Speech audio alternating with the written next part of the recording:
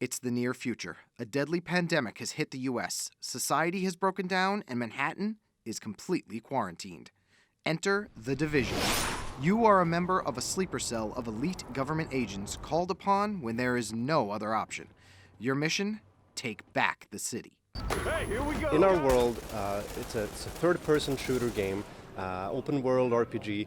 In this world, the agents are activated only when times are so dire that normal agencies, the normal units that you play in other games can't handle the situation, because the pandemic and the chaos in its wake has really brought society almost to its knees. So when you're walking around in this midtown Manhattan that we created, it's almost, it's not a ghost town because there's still people there to save, but it's definitely a lawless place. And as you get in there, it'll be up to you, together with some friends, if you play co-op, to sort of explore the world, make do with what you can find, and basically just try to take Manhattan back and take New York back, using whatever you can find and using your own wits as a player.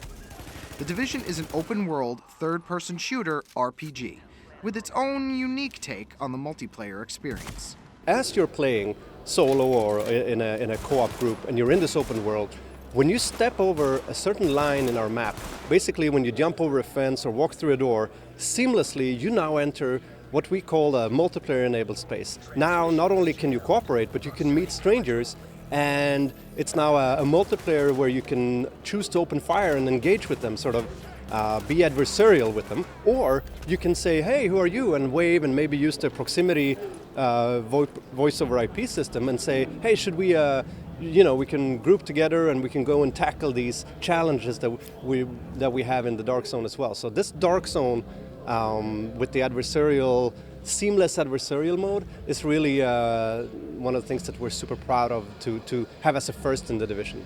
The developers are already looking ahead to the future of the game with planned free and pay-to-play DLC.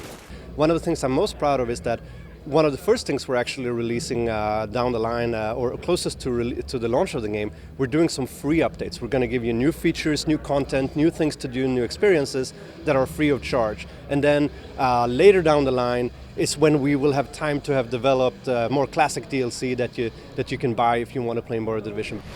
Science fiction writer Alex Irvine was brought in to help make the Division a truly immersive transmedia experience, penning a companion piece to the game titled New York Collapse.